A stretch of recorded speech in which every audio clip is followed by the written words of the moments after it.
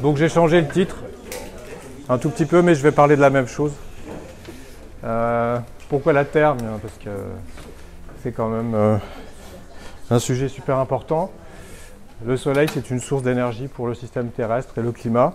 Donc, une de ses composantes qui est l'atmosphère. Alors je vais dire des choses que certains ou certaines d'entre vous savent déjà, je m'en excuse, mais par contre ça va servir à d'autres. Et puis comme la répétition c'est un petit peu très important dans le monde de l'enseignement, ben, c'est bien aussi de redire les choses avec des interlocuteurs aussi différents qui se succèdent. Et puis donc la qualité de l'air, évidemment, pour ce qui concerne la basse. Vous m'entendez tous très bien, ça va? Parce que parfois surtout à la fin, j'ai la voix qui baisse.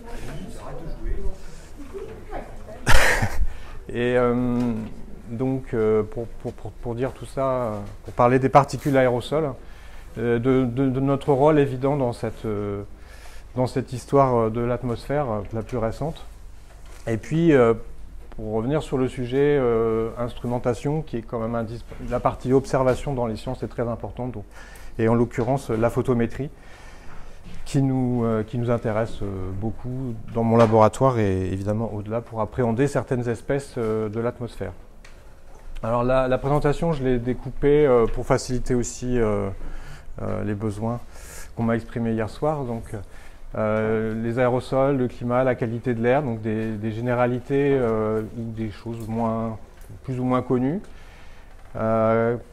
C'est cette espèce atmosphérique aérosol, donc elle est très variable, très variable dans le temps, dans l'espace, et c'est ça qui complique beaucoup les recherches sur leurs impacts, sur leurs différents impacts, à la fois sur la qualité de l'air et sur le climat.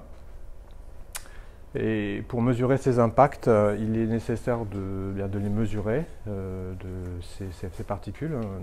Quand je dis mesurer, ce n'est pas leur taille, mais c'est aussi leur taille. Quelque part, on cherche cette information sur la taille des petits objets comme les aérosols, très petits objets.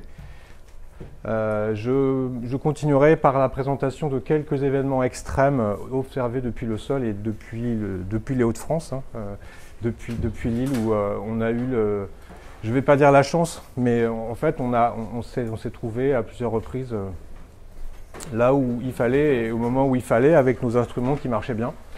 Et l'année 2017 a été très riche de ce point de vue en événements atmosphériques. Alors, vous verrez tout à l'heure.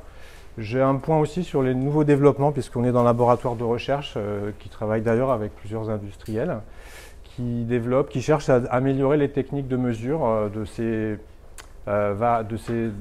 objets atmosphériques. Ce n'est pas forcément que les aérosols, ça peut être le grand cousin de l'aérosol, les nuages, et puis ça peut être aussi d'autres gaz. Et puis le point 6, c'est vous présenter quelques 3 ou 4 résultats de campagnes, illustrations de campagnes scientifiques qui impliquent Callitou. Callitou n'est pas l'instrument principal, mais il y est et il apporte son lot de mesures et vous allez voir dans des conditions parfois très contrastées. Le dernier point, je passerai rapidement pour vous indiquer ce qu'on peut faire dans certaines régions du monde, dans certaines régions de France, où on est favorisé ou défavorisé par le relief. On peut voir les deux aspects. On peut faire des choses très intéressantes avec ce genre d'instrument, avec un peu d'agilité. Et puis quelques conclusions, et puis vous serez content d'avoir une pause café, et moi aussi, après tout ça. Alors la première partie, j'ai choisi d'illustrer ces particules à travers leur dépôt. C'est un phénomène assez récent que j'ai observé dans mon jardin, sur ma terrasse, un matin, le lendemain d'une journée un peu pluvieuse. Donc c'est cette poudre que vous voyez ici. Jacques, j'ai déjà plus de batterie. C'est pas grave. Faux contact, c'est revenu.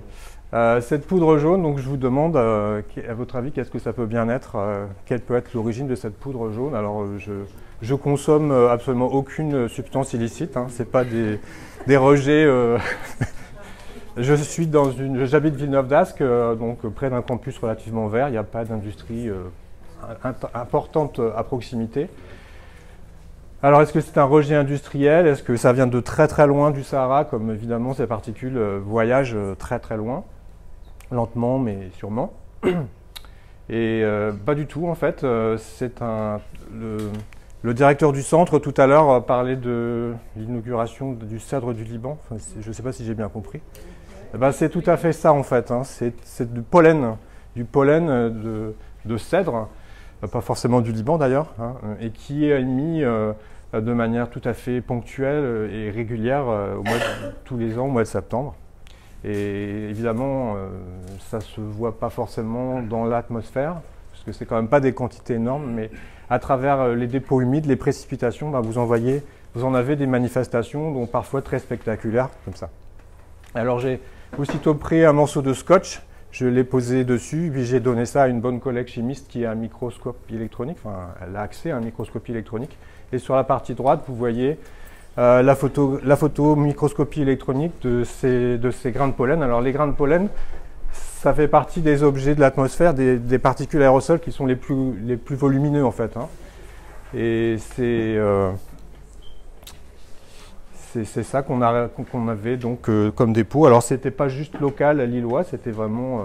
J'étais 200 km plus loin dans ma famille le même week-end et il y en avait aussi. Donc c'est vraiment quelque chose qui a une ampleur qui va au-delà de...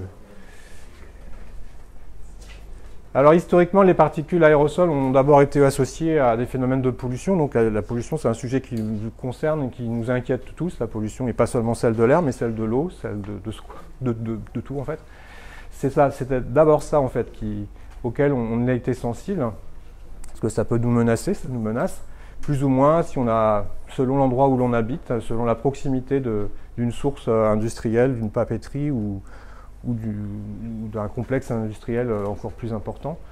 On peut citer les épisodes du smog anglais au tout début de l'ère industrielle qui ont tué énormément de personnes, jusqu'à aujourd'hui les effets des pollutions par les rejets, des rejets donc de tous les moteurs à explosion. Hein. Tous les processus de combustion sont effectivement des sources importantes. Et petit à petit, hein, les scientifiques puis les citoyens prennent conscience des effets sur le climat aussi. Hein. C'est une prise de conscience qui est un peu plus récente. Et que ces particules, elles ont un rôle dans l'équilibre radiatif du rayonnement donc, qui nous vient du Soleil ou du rayonnement qui est émis par le système terrestre, hein, comme tout corps, qui émet sa propre chaleur. Donc ces particules sont là, elles altèrent la transparence de l'atmosphère et par cet effet-là, elles peuvent perturber, elles peuvent aller dans le sens du réchauffement climatique ou au contraire aller plutôt contribuer à un refroidissement. Donc c'est une des raisons pour lesquelles on s'est aussi beaucoup intéressé, on continue à beaucoup s'intéresser à ces particules qu'on ne voit même pas, parce qu'elles ont un rôle dans le climat. Elles peuvent, selon leurs caractéristiques, elles peuvent finalement aller dans le sens inverse de l'effet de serre, mais elles ne sont pas capables de l'empêcher. Et puis elles ont un rôle important aussi dans la fabrication des nuages.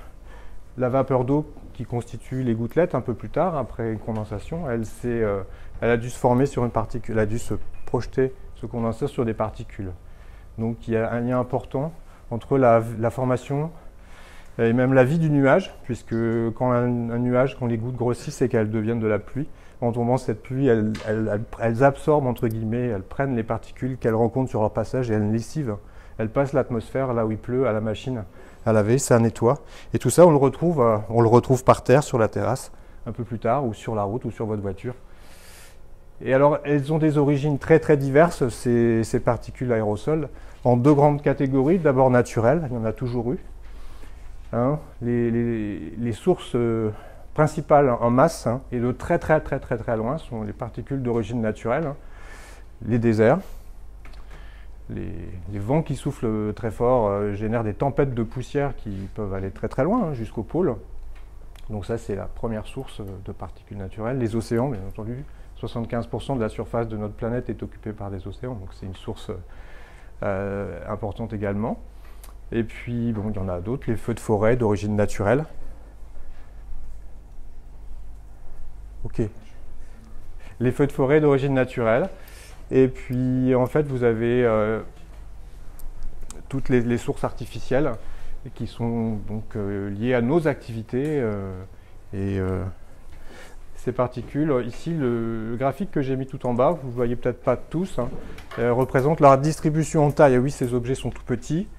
On voit d'ailleurs pas très bien l'échelle. Ça se compte de la dizaine de nanomètres jusqu'à 50 ou 100 micromètres. Vous avez vu pour les pollens tout à l'heure. En général, ça se distribue selon 2 ou 3 modes. Donc c'est un peu comme un comptage de particules. Et vous avez un mode de très petites particules et un mode grossier. Et ça, on sait que les particules d'origine naturelle contribuent surtout au gros mode, alors que les autres, dont les particules fines, ultra fines, tout ce que vous voulez, sont plutôt d'origine anthropique. Donc c'est les deux grandes catégories. Donc les particules d'origine naturelle, il y en a énormément en masse, en flux.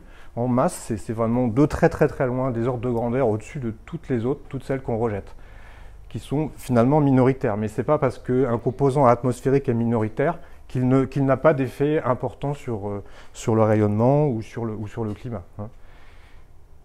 Voilà, quelques illustrations plus ou moins locales, donc d'aspects visuels de régions très polluées ou moins polluées. Comment? Excusez-moi. Eh bien, c'est bien l'objet de cette démonstration. Donc de l'Afrique, l'Afrique, effectivement, les sources importantes d'origine de particules de sable, pour le dire simplement. Alors ici, c'est plutôt l'ouest de l'Inde. Là, vous avez beaucoup de sources qui ne sont pas du tout naturelles. Et puis à Lille, bon, c'était une journée très claire, vous voyez, on voit la surface, donc, mais ce n'est pas le sujet ici. Le sujet, c'est cette bande ici grise qu'on ne devine pas très bien. C'était en 2010, au moment où un volcan islandais a envoyé des particules dans le ciel européen et qui a embêté tout le monde. Donc nous, on pouvait voler quand même à ce moment-là et donc on voyait cette couche grise qui embêtait tout le monde. Alors depuis la surface, on peut se déplacer dans des régions qui sont malheureusement très polluées comme l'Asie ou la Chine, d'autres. Vous avez ici un contraste entre une journée très claire où on a une visibilité horizontale très importante, ou en tout cas normale, on pourrait dire, et puis à droite où l'épaisseur optique, pour commencer à parler d'une grandeur que certains connaissent, il y a la transparence de l'atmosphère où la visibilité, elle est vraiment un ordre de grandeur supérieur. Et puis vu depuis l'espace, et je ne vais pas parler à la place de Jacques qui vous montrera beaucoup de choses vues depuis l'espace tout à l'heure, c'est pour ces deux mêmes journées, on a un aperçu de ce qui est observable depuis un satellite. On voit très bien les surfaces et pas du tout à droite ici, où on a une couche tellement opaque au rayonnement, à la lumière, qu'on ne voit même plus la surface. Alors ces particules, elles sont microscopiques, elles sont en suspension, elles ont une durée de vie qui est pas très longue, hein. C'est quelques jours, peut-être une dizaine, 15 jours, c'est vraiment court. C'est assez court, parfois c'est même beaucoup moins. Les plus grosses retombent plus vite, les plus légères d'entre elles, elles circulent très loin et elles naviguent, elles enrichissent certaines régions comme les océans où elles polluent certaines autres régions. Et qu'est-ce que je voulais dire? J'ai un trou de mémoire, c'est pas grave. Donc elles ont des tailles assez variables, donc la microscopie électronique les révèle très bien. Donc moi je suis toujours fasciné par la richesse, de la diversité des formes, des aspects. Alors ce qu'on ne voit pas à travers ces photos, c'est la composition chimique. Donc tout ça, ça a été... Alors ça va pas aller dans le bon sens, hein, parce que ça a été prélevé dans l'air lillois. Mais qui n'est pas pire, que d'autres. Hein. Donc bon, là, on a prélevé ça il y a quelques années. Au printemps, il y a des pics de pollution dans notre région et dans beaucoup de régions en France maintenant. Quand les conditions météo sont favorables, on va dire, d'un point de vue touristique, il va faire du soleil, il va faire beau, mais d'un point de vue de la qualité de l'air, c'est tout à fait l'opposé. Donc voilà, on a des formes très rigolotes, des compositions chimiques très variées, des tailles aussi très variées, donc des objets qu'on essaie de caractériser. Alors là, on a prélevé avec un bout de scotch, parfois ça suffit, on ramène au laboratoire et puis on peut savoir plein de choses. Même le fait de les prélever et de les ramener au laboratoire, on peut altérer ces particules, puisque elles sont dans un environnement naturel, elles sont plus ou moins en contact avec de l'humidité atmosphérique, et puis quand on les prélève, voilà, on peut un peu les assécher, donc on les transforme un petit peu. Donc ça révèle beaucoup, c'est indispensable, mais voilà, c'est la particule qui est sous le microscope, c'est pas celle qui est dans l'atmosphère et qui interagit avec le rayonnement solaire, le rayonnement terrestre et qui a un effet climatique. Donc il y a des différences, il faut l'avoir à l'esprit quand on veut utiliser ces connaissances pour interpréter des observations spatiales ou des observations depuis le sol. Alors d'autres exemples, toujours de microscopie, de forme, de couleur. Donc la couleur, quand c'est blanc, on peut dire que c'est une particule qui est plutôt réfléchissante, alors que quand elle est sombre, elle est plutôt absorbante. C'est assez facile à comprendre, et c'est très important pour la suite. Une particule qui réfléchit ou une particule qui absorbe, elle n'a pas du tout le même effet climatique. Donc, et ce qui nous intéresse aussi, c'est de bien comprendre, nous physiciens, et puis vous aussi, quand vous utilisez Galitou, ou quand vous utiliserez, c'est de comprendre la nature des relations entre la lumière du soleil, la particule et ce qui est mesuré par l'instrument après, au bout de la chaîne. Et d'interpréter les grandeurs mesurées par un instrument comme Galitou, qui ne fournit que quelques grandeurs, quelques informations, quelques longueurs d'onde, mais vous allez voir qu'on peut en tirer beaucoup de choses. Bon, j'arrête bientôt avec les photos de famille, mais la répartition en taille est très large. Ça va du très petit, proche des agrégats de molécules ou d'atomes, jusqu'aux plus grosses. Et je citais tout à l'heure les pollens qui sont dans la catégorie des plus gros aérosols. Les sea salt, comme on dit en anglais. Il y a quelques mots d'anglais, vous pouvez m'excuser dans cet exposé. La poussière désertique, il y a quelqu'un qui peut traduire. Centre international. Centre international, c'est parfait. Voilà, il y a une très grande richesse de particules et les scientifiques essaient de les mesurer à distance. En tout cas, dans ma communauté, ce n'est pas celle qui utilise le microscope électronique, c'est celle qui se met à 800 km à bord d'un satellite et qui essaie de trouver ça. Alors on peut accéder à un certain nombre d'informations, de propriétés au cours du temps, comment ça varie dans l'espace avec des satellites. Et ça nous aide beaucoup à apprécier l'amplitude et la variation dans le temps et l'espace de l'impact de ces particules sur le climat. Alors, les effets sur le climat. Il y en a des effets au pluriel, il y en a plusieurs. Bon, j'en ai mis 3 pour aller vers les messages principaux. Donc les aérosols, tout à l'heure j'ai dit réfléchissent. Pour être plus précis, on doit dire diffuse. Donc c'est la diffusion du rayonnement, c'est plus précis, c'est plus générique comme terme, comme mot, diffuser. La réflexion, c'est un cas particulier de la diffusion. Donc diffuse le rayonnement solaire. Donc ces particules-là, celles qui sont plutôt blanches, elles refroidissent, donc, puisqu'elles reflètent le rayonnement qui vient du soleil comme un parasol. Vous êtes en dessous, vous avez moins de lumière solaire, donc vous êtes mieux. Mais la lumière est repartie. Donc ça a un effet rafraîchissant en fait. À l'inverse, les particules plus sombres absorbent le rayonnement solaire. Et quand elles vont l'absorber, elles ne vont pas garder cette énergie, elles vont la restituer dans leur environnement proche et vont être un petit peu assimilables à des petits radiateurs. Donc elles vont réchauffer l'atmosphère là où ces particules sont situées. Donc elles vont jouer dans le même sens que les gaz à effet de serre qu'on connaît bien, et que je ne vais pas vous citer là, vous les connaissez. Et puis, je le disais un peu tout à l'heure aussi, ces particules, elles altèrent, elles sont dans le cycle de vie des nuages. Et donc, dans les régions, on a observé, il y a des publications là-dessus, dans les régions où la concentration en particules est élevée, dans le même temps, d'autres scientifiques, parfois même dans le même labo. Dans mon labo, par exemple, il y a une équipe qui s'intéresse aux nuages et une autre qui s'intéresse aux aérosols. Et donc, c'est deux objets importants pour le climat et l'atmosphère. Eh bien, ceux qui s'intéressent aux nuages ont constaté que les propriétés des gouttelettes, parce qu'on mesure aussi les propriétés des gouttelettes, les tailles des gouttelettes, etc. Quelle drôle d'idée. Elles n'étaient pas les mêmes en présence d'aérosols qu'en absence d'aérosols. Donc, plus les atmosphères de certaines régions sont riches en particules, plus la taille des gouttelettes des nuages qui sont dans ces mêmes régions, statistiquement, sont plus petites. Et des nuages qui sont constitués de gouttelettes plus petites réfléchissent plus la lumière du soleil que des nuages qui sont constitués de grosses gouttes. Donc il y a un effet de la pollution dans les régions qui sont très, très polluées. Les propriétés des nuages, c'est le même nuage, il a la même tête, il a le même nom, un cumulus par exemple, Mais de près, la taille des gouttelettes à son sommet, elle n'est pas la même.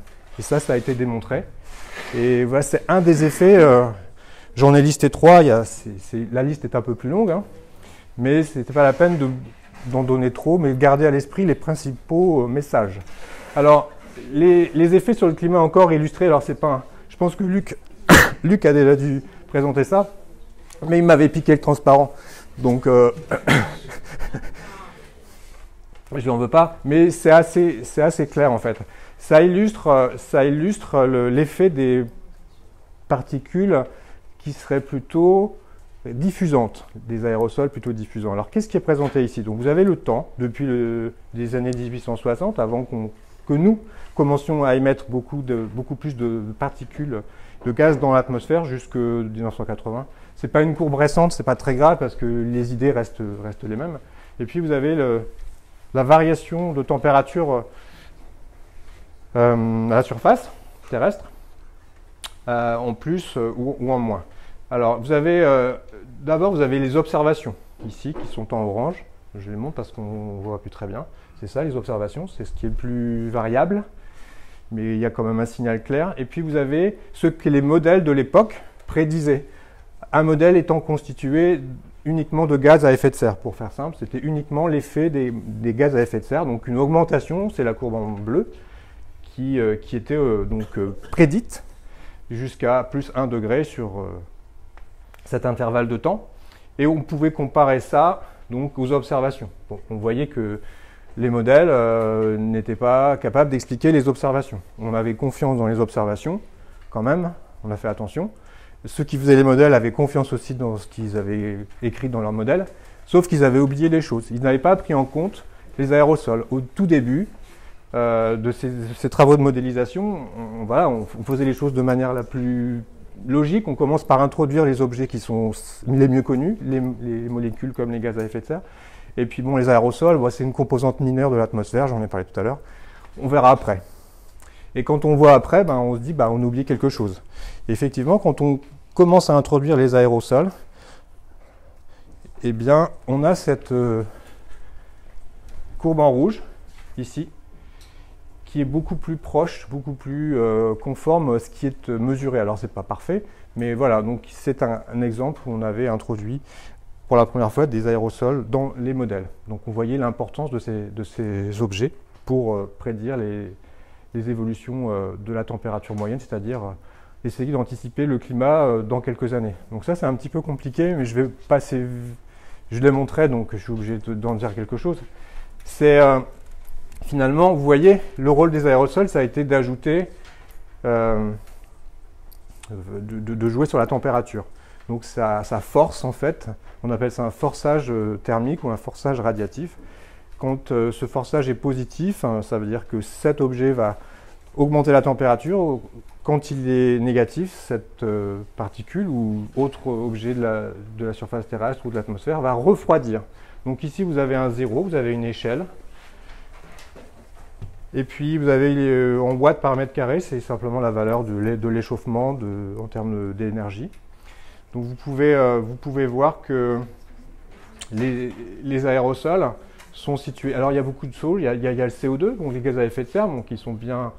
En plus, on a pris les couleurs rouges comme sur le robinet. C'est rouge, c'est de l'eau chaude. C'est froid, c'est plutôt de l'eau fraîche. Donc gaz à effet de serre, etc. Ça réchauffe. Plus les autres particules, elles vont refroidir. Vous voyez aussi, donc il y a le petit rectangle, mais il y a aussi cette barre ici, cette barre d'incertitude. Donc c'est toutes les questions qu'on se pose sur ces particules.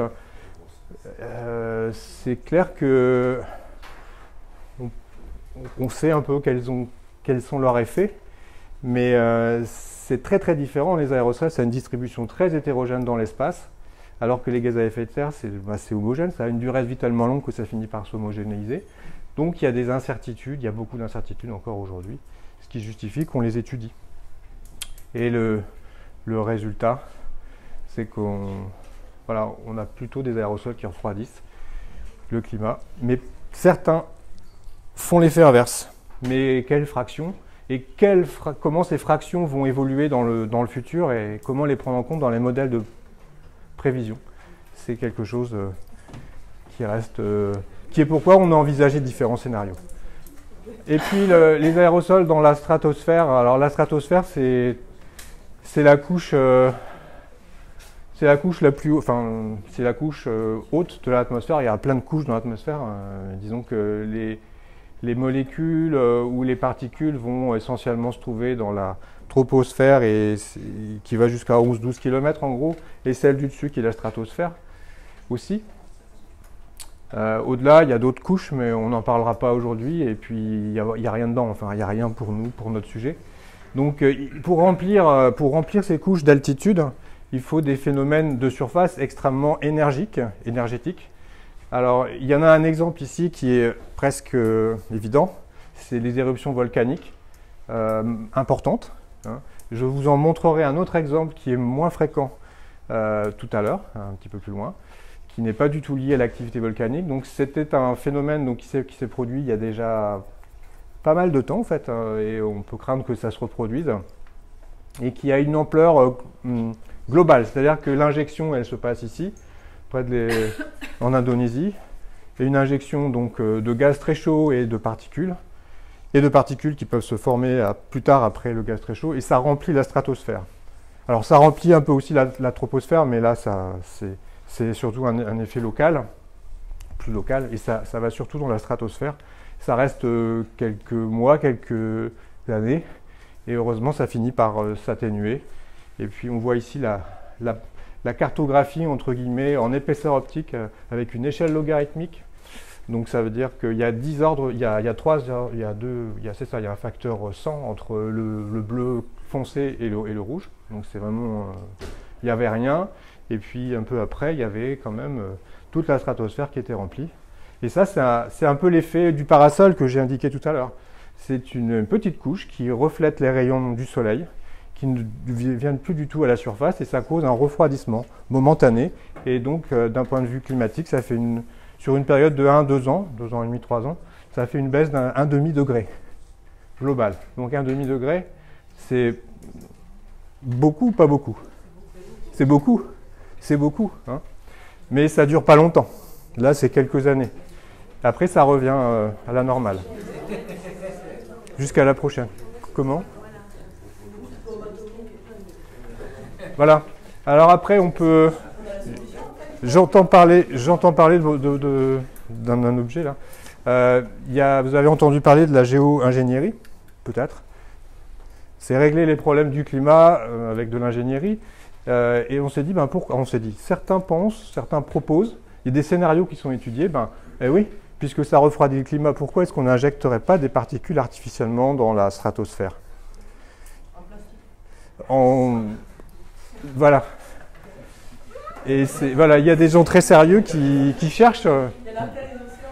Il y a des gens très sérieux qui cherchent des solutions pour limiter les effets du réchauffement climatique, et c'est une solution.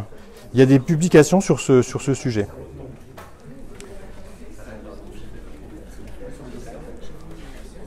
Voilà, donc après la pollution dans la stratosphère, on peut revenir sur la pollution au niveau du sol pour conclure cette partie, parce que c'est aussi quelque chose d'important. Donc l'impact sur la santé. Excusez-moi. Pourquoi elles disparaissent ces particules? Parce qu'elles finissent par... ça finit par retomber, hein. Mais c'est très long. C'est pas la gravité. Lentement. Non, mais ça finit par retomber. Ça retombe très lentement. Si on n'alimente plus, ça finit par retomber. On a un peu de soleil, tant mieux. Mais ça réduit un peu le contraste, tant pis. Donc, évidemment, les effets sur la santé, et puis quelques effets sur l'environnement aussi après, parce qu'il n'y a pas que nous, il y a aussi les végétaux qui souffrent de ces dépôts malvenus sur leur surface, par exemple. Donc effectivement, les plus petites d'entre elles donc, sont malgré des filtres naturels que la nature nous a donc donnés, sont là pour aller nous encombrer les poumons. Et donc effectivement, ça c'est le principal impact. Et là, on va plutôt parler des particules les plus fines Alors vous êtes peut-être, je sais, oui, on parle de PM. PM, c'est la quantité de particules en masse. Voilà. La qualité de l'air, c'est une mesure de masse en fait, hein, pratiquement aujourd'hui.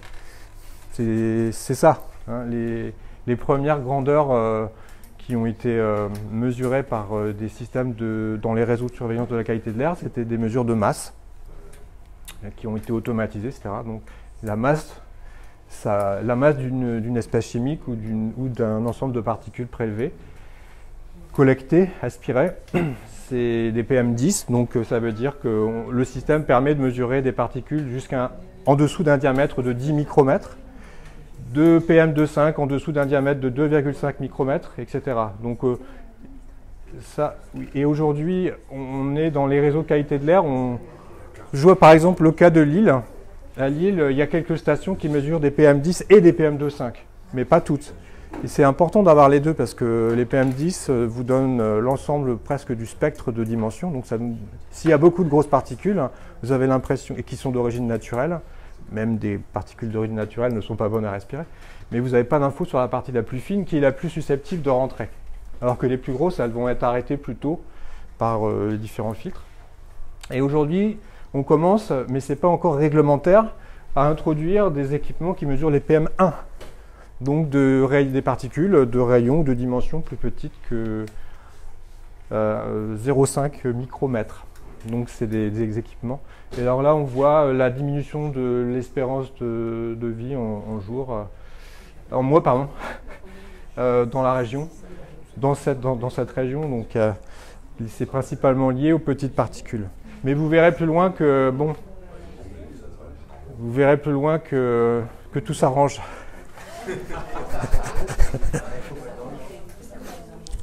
Non, il y a vraiment des régions du monde où c'est très compliqué. Et évidemment, l'Europe fait aussi des efforts, chaque pays fait des efforts pour réduire ses émissions, mais c'est des combats de longue durée, puisqu'il y a beaucoup d'enjeux économiques derrière tout ça. Et puis pour terminer, donc l'impact sur l'environnement. Vous avez du soufre qui est émis par certains processus, ça se transforme en acide, en gouttelettes d'acide, et puis ça retombe sur la végétation, c'est nocif, ça retombe sur les bâtiments, ça les abîme en surface, etc. Donc c'est en fait, là cette ligne ici, c'est le mauvais côté de ces émissions quand elles retombent de particules. Et puis il y a aussi naturellement des bons côtés, des choses qui sont dans les cycles naturels. Vous avez les régions désertiques qui sont très sujettes à l'érosion éolienne. Le sable ou les microscopiques particules de sable sont entraînées, je l'ai déjà dit, donc au-dessus des océans. Elles retombent et ces particules, elles sont plus ou moins riches en fer. Et ce fer, il va être utile pour la vie du plancton, etc. Donc tout ça, c'est des cycles naturels, c'est bien. Mais c'est aussi une sorte d'impact sur l'environnement. S'il y a davantage de tempêtes et donc davantage de tempêtes de vent, de sable, vous avez, peut-être ça va avoir un impact sur la vie marine de surface. Ici, il y a un impact sur la vie marine de surface, il y a après un impact sur la vie marine qui dépend de la vie marine de surface. Alors,